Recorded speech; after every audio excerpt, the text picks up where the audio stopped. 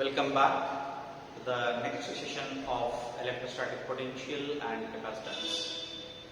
Friends, till now in the second part of this chapter, we understood the meaning of dielectric, types of dielectrics, capacitance of a capacitor, capacitance of a conductor, the factors on which the capacitance of a capacitor depends on, then the parallel plate capacitor, expression for parallel plate capacitor, effect of dielectric on capacitance, then combination of capacitors. And today, in the last topic, we are going to study the energy stored in a capacitor. As I said in the beginning of this chapter, in the introduction part, while defining the definition of electrostatic potential, we say that it is the total work done in bringing the unit positive charge from infinity to the point next to the electric field. At the beginning itself, we declared one sentence is the total work done. That means the work done is measured in terms of joules, hence the energy stored in the capacitor or else in the charge.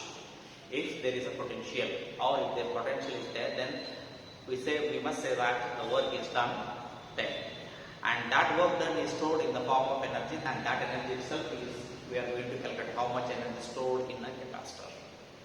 To understand the concept of this energy stored in a capacitor, first and foremost, we must understand certain fundamental concept. First thing is, we must draw the capacitor. A very simple diagram. No need to concentrate on too much on the diagram. A simple diagram. A capacitor. Then this capacitor should be connected to a power supply. So we must need a power supply. So now these are the wires. Now here I am connecting power supply. This sinusoidal wave is indicating this amount of electricity battery. This power supply B. This is what the capacitance C.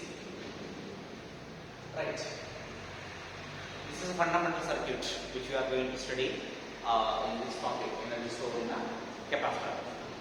Friends, first we have to consider a capacitor.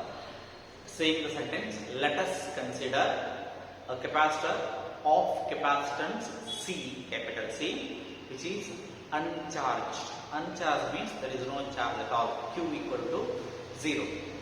Let V be the potential difference across the capacitor. So once if we apply the potential difference V, applying potential difference is not a big deal. Just plug in the switch or switching, plug in the wire to the board or switch on the front. That's it. That is supplying the energy, potential, applying the potential.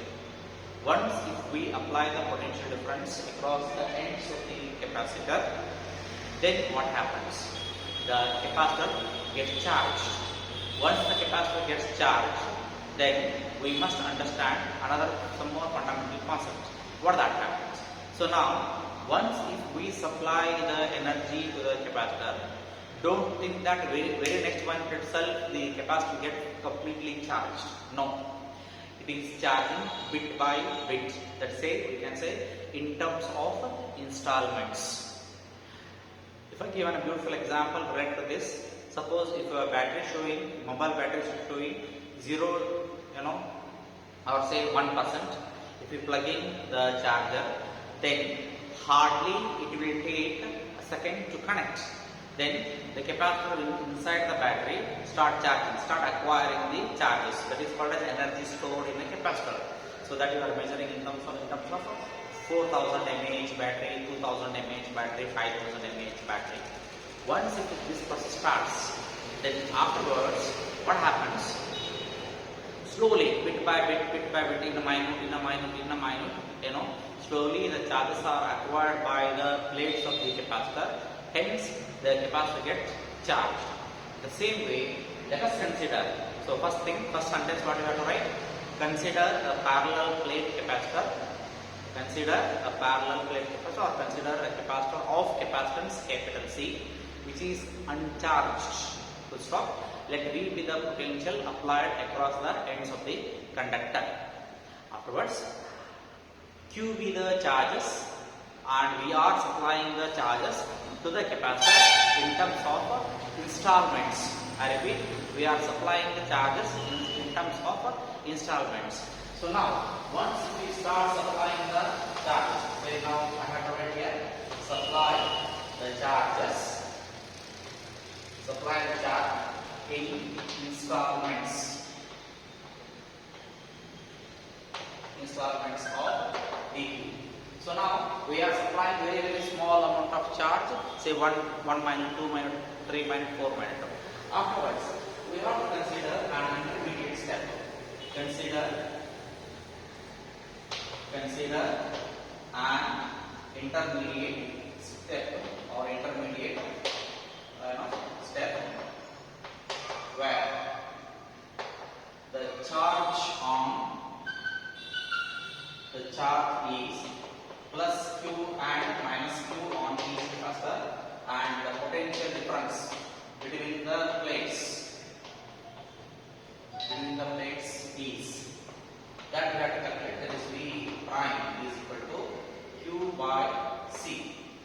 Where from the equation come? Just q equal to cv as we derived while explaining the topic called capacitance of a capacitor.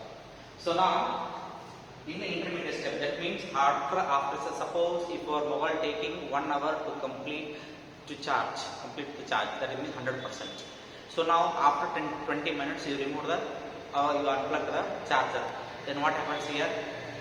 Only 20 minutes is there now. Out of 60 minutes, if I charge only 20 minutes, that 20 minutes is called as an intermediate situation. 21 minutes, 23 minutes is up to you. You can choice or select any time. But timing, I in general I selected an intermediate time or intermediate step where the charge on the each plate is plus q and minus q, and the potential difference between the plates is V prime is equal to q by c. You may ask why you have taken V prime. V prime indicates here it's the intermediate potential difference across the ends of the capacitor. Afterwards, soon after this, once again, if we supply small amount of charge,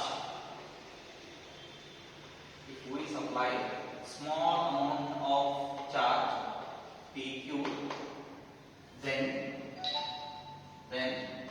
small work is done. How exactly this charge work is done? That means at the beginning this acquires plus q amount of charge, this acquires minus q amount of charge. Then what happens? As I said in the previous explanation, there is an electric field between the two plates of this parallel plate capacitor.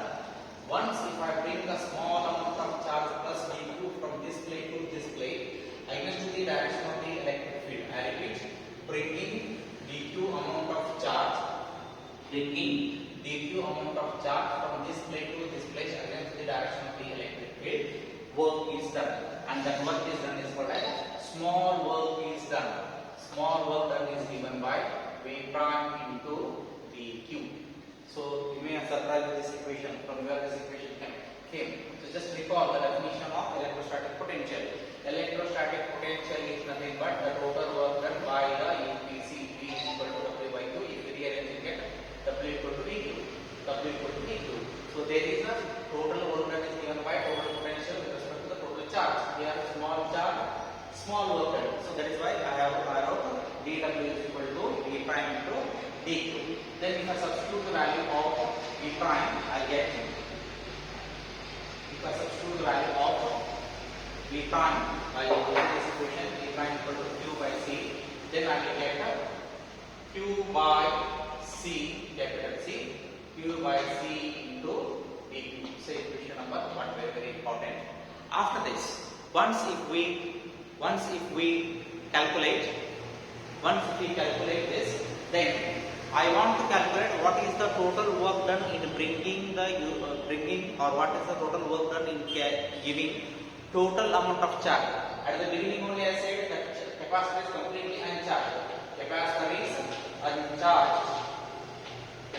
uncharged means Q equal to 0. This is our beginning point. That is Q is equal to 0. Now once if I want to give the total amount of charge to the capacitor, at that after time say time t equal to t, then total amount of the charge equal to Q equal to capital Q. So that means if I want to calculate the total work done total work done in supplying the charge, from Q is equal to 0 to, from Q equal to 0 to Q equal to Q equal to Q, the total work done in supplying the total charge, from Q equal to 0 to Q, by integrating above equation.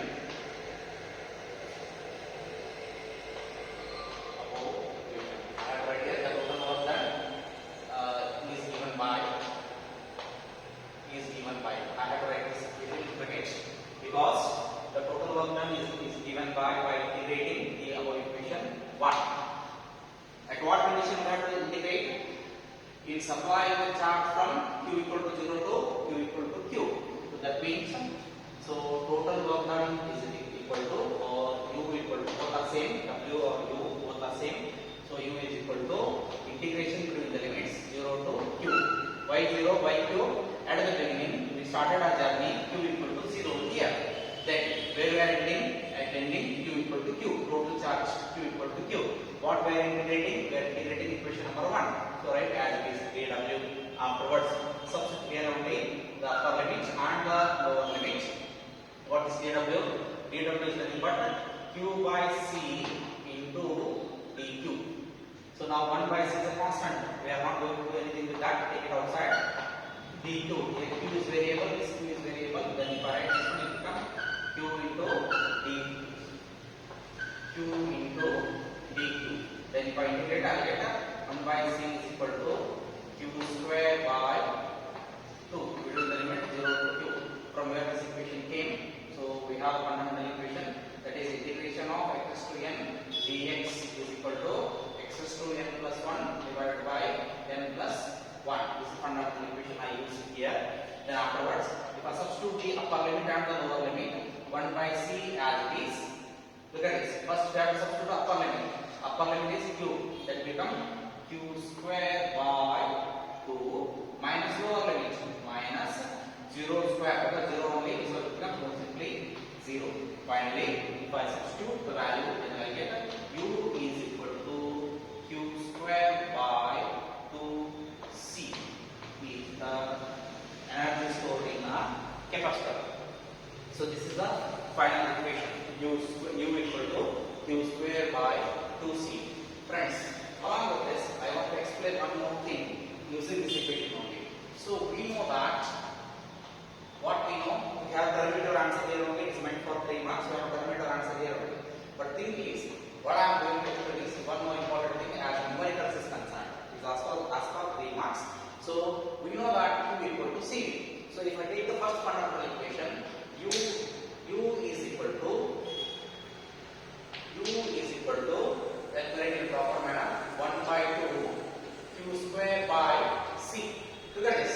If I take this equation, U equal to C, Q is there, C is there. What is not there? V is not there. So I can say here, this equation is free from V. So that means in a problem or a numerical, if they give only the capacitance and the charge, it is possible to calculate the energy or the work done or the energy stored in the capacitor in terms of zone, though there is no potential. Afterwards, let me go to the second example. So U is equal to, U as it is, U is equal to 1 by 2 as it is. It's a constant. I don't need to write anything. Substitute Q square equal to Q equal to CV. So substitute if I Q equal to CV in this equation, above equation, it becomes C square V square. So it becomes what? C square V square divided by C as it is. So C will cancel. It becomes 1 by 2 CV square. Look at this. Again, if you see the fundamental equation, Q equal to CV, U equal to half CV square. Look at this. C is there, V is there, but Q is not there. I can say here it is independent of Q or free from Q. This equation. And the next equation, suppose instead of substituting, Q equal to CV, if I substitute C equal to Q by V, then what happens? So 1 by 2 as this, Q as this, then is the Q square as this,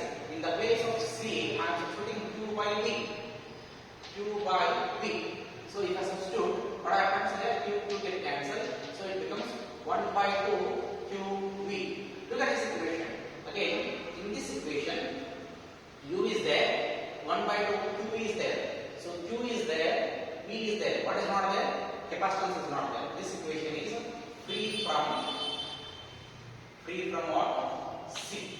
Look at this. It is possible to express the energy stored in a capacitor equation. It is free from potential, free from charge, and free from the capacitance. So three possibility are there. So out of three, they may ask anyone in the examination as numerical is concerned. But as derivation is concerned, you have to terminate your answer here only by writing U equal to Q square by 2AC. This is the equation. We need to calculate the energy stored in a equation. So now this is all about the energy stored in a capacitor. Friends, with this we are completing the second chapter, that is the electrostatic potential and capacitance. Thank you.